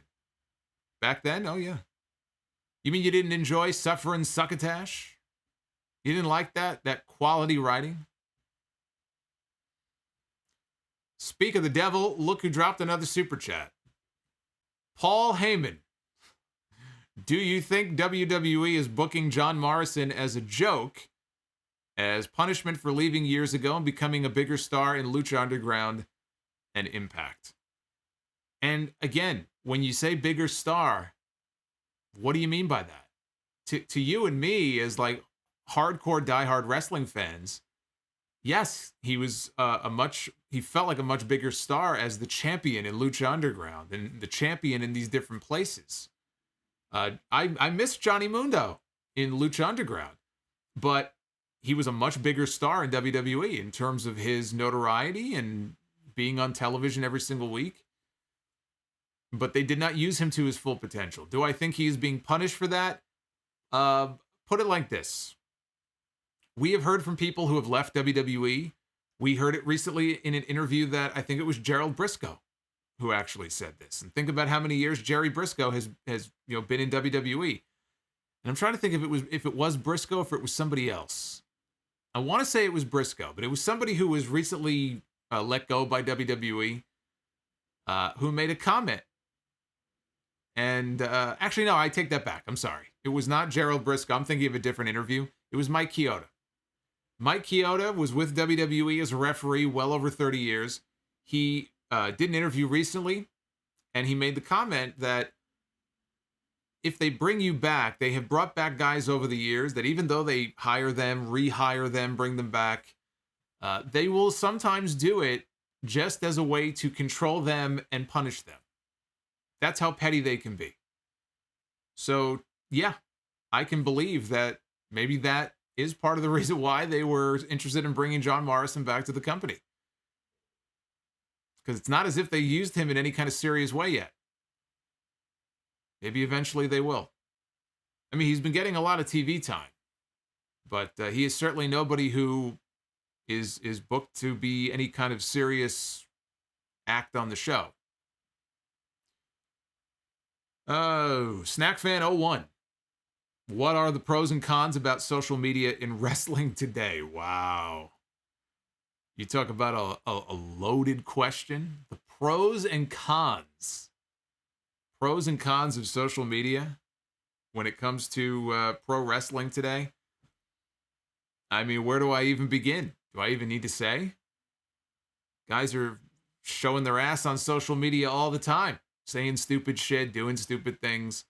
Imagine if those guys all coked up in the 80s were on Twitter. I mean, it would be entertaining as all hell. But there are a lot of careers that would have been ruined many years ago if you had social media back then. Guys say stupid shit. That's the biggest thing. You know, everybody feels like they have to share everything on social media. Every photo, every thought, every tweet. And so inevitably, you end up sharing something that ends up making you look like a fucking idiot. Or saying something that gets you in trouble with your company, whether you work for WWE or somebody else.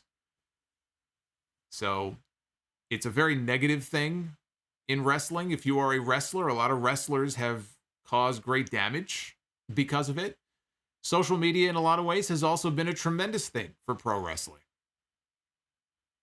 You know, for all the trolling and all the negative comments and all that kind of stuff, you know, it does bring people together in the wrestling community. It allows people who are content creators online to build a brand or promote their shit, their shirts, their shows. It allows WWE and all these promotions to have a direct outlet to the fans in a way that they never had before. Social media is what you make of it. Unfortunately, a lot of people use it for a lot of really stupid shit. Powerful one. I find it odd that Miss Elizabeth has not been inducted into the Hall of Fame. Do you have any idea why that is? I don't know why Elizabeth is not in the Hall of Fame any more than any of the other people who should have been in the Hall of Fame who aren't. King Kong Bundy, Vader, people who are dead now, who surely have a place in there. And maybe they'll get in there one day, but they won't be there to enjoy it. They won't be there to give a speech. You know, then you have other people who are still with us. Demolition, Rick Martel. You know, maybe some people just don't want to go in. I could see somebody like Martel maybe just completely being divorced from the wrestling business and just not having any interest in going in. He seems pretty content with his life outside of wrestling, but there's so many other people. There's no rhyme or reason for it. Remember, the Hall of Fame is up to one person. And he either wants you to go in or he doesn't. You know, when Pat Patterson passed away a few weeks ago, it might have been in the Observer bio. You know, Meltzer was talking a lot about the Patterson, Ray Stevens team from many years ago. And there was the thought of putting Ray Stevens in the Hall of Fame when WrestleMania came to California a few years ago. And Patterson was the one who really pushed for it. And I think his name might have been on the list. And then at the last minute, Vince McMahon decided that he didn't want him going into the Hall of Fame. And even though Patterson was probably very upset, his name got yanked. Why these decisions are made by Vince McMahon, who knows?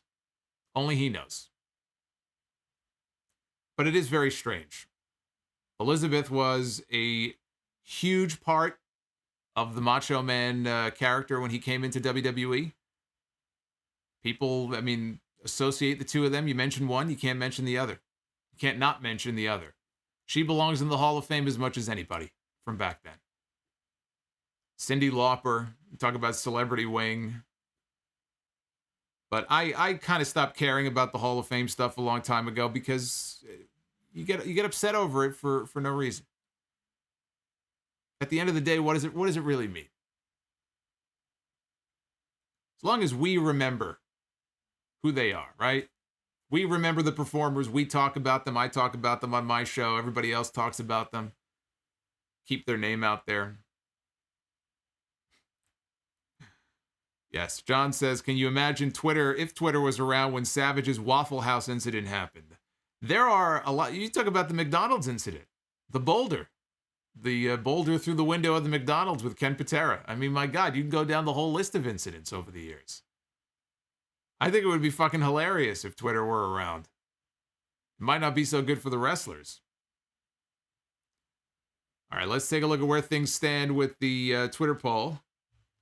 I have enjoyed chatting with you. 68% thumbs up, roughly 32% thumbs down. So you can vote right now at Solomonster. That is the place to go. And you guys can let me know what you thought of the pay-per-view tonight. I think just to kind of bring it back to TLC, which is kind of the reason that we're all here, right? Bring it back to TLC here for a bit. I think that there's the Fiend. There's the Fiend from the main event. I thought that this was one of the better WWE pay-per-views of the year. I thought the key matches, the show is called TLC. The two TLC matches on the show tonight delivered. Drew McIntyre and AJ Styles, Roman Reigns and Kevin Owens. Hardly a surprise. They busted it tonight, right? They put the work in. They put together some pretty cool things, some pretty cool spots. I enjoyed both TLC matches. And those really were the two main events, even though this match here was the main event tonight. And even this match. Didn't exactly know what to expect from a Firefly Inferno match. And what we ended up with was probably the closest thing to a real Inferno match WWE has ever given us. I mean, people are going to look back on the Attitude Era and Undertaker and Kane and say, oh, that was the best one, because it was the first one. And because people, romanticize that period. But again, just think of the stipulation and look at what they did tonight. If you're going to do an Inferno match, then that's the way to do it. Ridiculous as it may be. That's the way to do it. So I was more than happy to give this pay-per-view tonight a thumbs up. I think it's well-deserved. HBK C83 says, what wrestler currently would you build your promotion around? What current active wrestler would I build my promotion around? Boy, I don't know, man.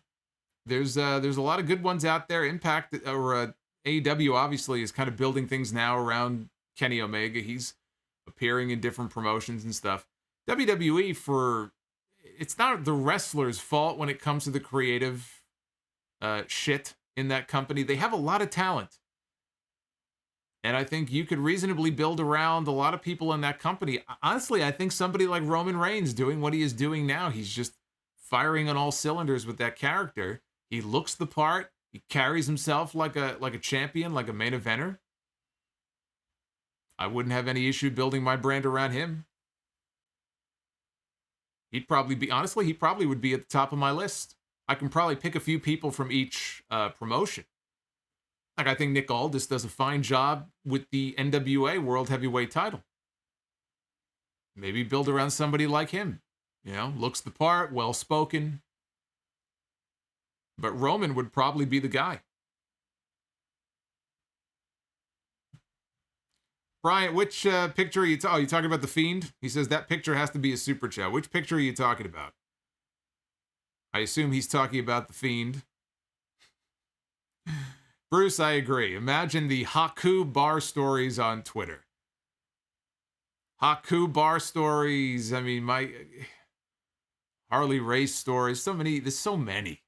There's so many.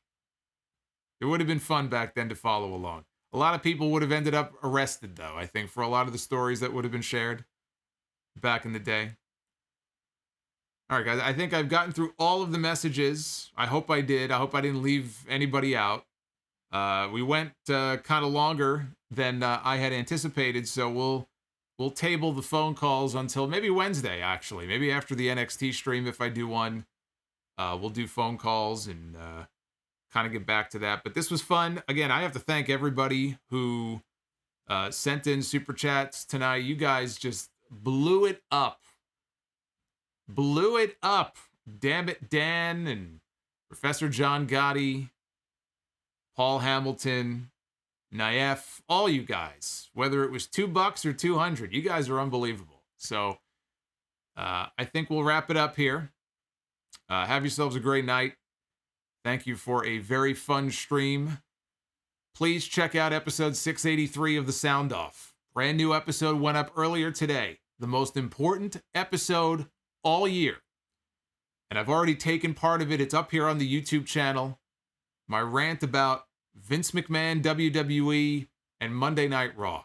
I'm hearing a lot of talk from a lot of people and a lot of podcasts and a lot of websites and columns and all this stuff about what the problems are and how to fix them and move Raw back to 2 hours. And you gotta, do less of this and do more of that. And I'm here to tell you that none of that is going to work. They're all wrong. There is only one way that WWE can begin to heal itself creatively. There is only one thing that WWE can do to try to begin to turn things around creatively in that company. And I can't even say that it's going to work for sure, but it has to happen before they could even think about doing any of those other things.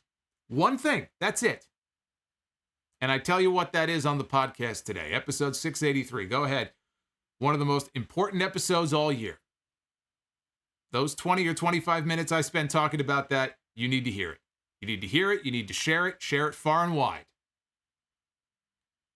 So if you missed it, go back and check that out. Because while we had a really good pay-per-view tonight, do not let that distract you from all of the other issues that aren't just magically going to go away. They had a great show tonight. What will tomorrow night bring? I shudder to think. What will next week bring and the week after that? And that's the problem. One good show does not solve magically all of their creative issues. There is only one way to do that. Be well. Stay safe. Have yourselves a very Merry Christmas if I don't see you guys back here on Wednesday night. And I will see you back here for more Sound Off very soon. Thank you, guys. Take care.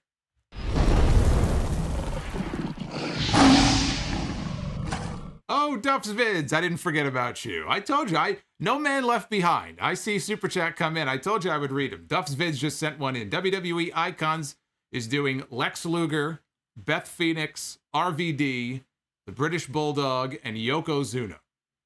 Okay, so those are the documentaries that WWE is doing. Luger, Beth Phoenix.